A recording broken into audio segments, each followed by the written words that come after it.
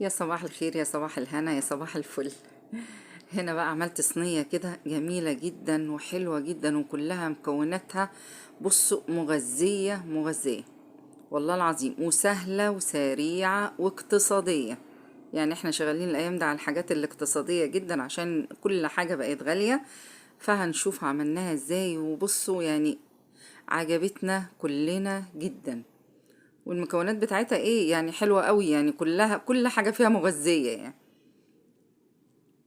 بصوا هنا انا بوريكم بقى، احنا بصوا انا غرفت كده وعمالة اكل بقى، تاكليها بالعيش بالرز بأي حاجة انت عايزاها ماشية يعني.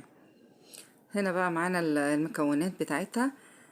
يا دوب بتنجان، اي بتنجان عندك، بتنجان اللي هو الرومي، بتنجان العادي العروسي دوت اللي هو بتاع المحشي يعني ماشي، ما فيش اي مشكلة. كذا واحدة بتنجان وكذا واحدة كوسة غسلها كده وعاملاها كده، وطماطم كده هنقطعها، وفلفل اخضر فلفل احمر وبصلاية واحدة، وثلاث بطاطسات، ثلاث بطاطس كده يعني، ثلاثة او اربعة براحتك حسب الكمية اللي انت عايزة تعمليها. وهنخرطهم كده خرط صغيرة كده بأي بقى سكينة بأي قطاعة، ما فيش أي مشكلة يعني.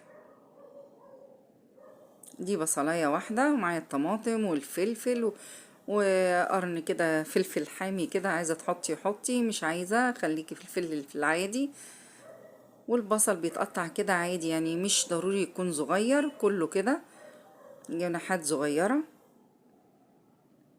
وهنحط في الطاجن كده او الصينية. ده فلفل كده اللي هو الاحمر، هنقطع كله بقى. انا قطعت كله اهوت، والبطاطس اهي في الاخر حسب الكمية اللي انت عايزاها كلها. عندك برضو فاصوليا ممكن تحطي، عندك بسلة ممكن تحطي. خلي الطاجن ولا الصينية مليانة حاجات كده خضار كده تفتح النفس، يعني الالوانات اللي فيها تفتح النفس. اهو بسم الله ما شاء الله كلهم على بعض، الباذنجان والكوسة والبطاطس والفلفل والبصل والطماطم، خرطت الطماطم كده فيها، ما حطيتش، مش هحط اي صلصة ولا حاجة. هنشوف. وبعدين حبة زيت كده وحبة ملح وفلفل اسود وكمون وحبة كزبرة، وهنقلبهم كده على بعض وانا مشغلة الفرن. هدخلهم بس ايه يتبالوا كده، يعني يتبالوا كده عشان ايه يستوي يعني معايا، يعني يعتبر ادخلهم الفرن كده نص سوا زي ما هما كده. انا مشغله الفرن واروح مدخلاه، ادخل الصينيه فيها وخلاص، وهتطلع كده بسم الله ما شاء الله طلعت ايه. بصوا يعني الكميه قلت ازاي من السوا بتاعها. هنا بقى عندي عصاك كده بالطماطم، حته لحمه مفرومه كده فايضه يعني، كنت حطاها في علبه وشايلاها في الفريزر. فيها البصل، فيها حته السمنه، وفيها طماطم، لاني كنت عملت مكرونه منها واللي فاض رحت شايلاه في علبه.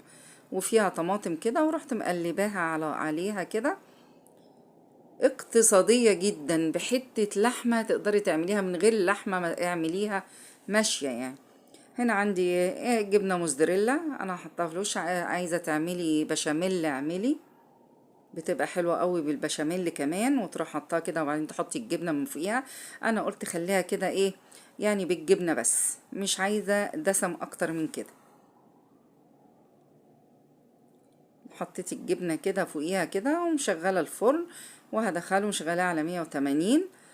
وسبتها بقى يا دوب خدت مثلا ساعة الا ربع كده وطلعتها. ما شغلت الشواية ولا شغلت حاجة، هي مع نفسها كده بسم الله ما شاء الله، ولا حطيت مية ولا شوربة ولا اي حاجة. هي الطماطم مع الكوسة مع كله نزل المية بتاعتها. بسم الله ما شاء الله طعمها حلو وجميلة جدا جدا. اعملي بقى رز معاها، اعملي عيش معاها يعني، حطي عيش كلها بعيش، اي حاجة بقى ماشية. انا كان عندي رز بسمتي من قبلها بيوم، سخنته وحطيته، جميل جدا معاها، حلوة قوي وطعمها حلو وكلها مغذية ببعض يعني.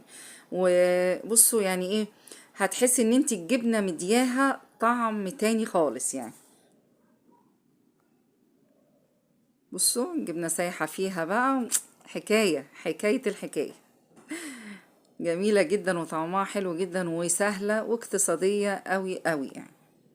يلا ما تنسونيش باللايك والشير وتفعلوا زر الجرس عشان يوصل لكم كل جديد، والسلام عليكم ورحمة الله وبركاته.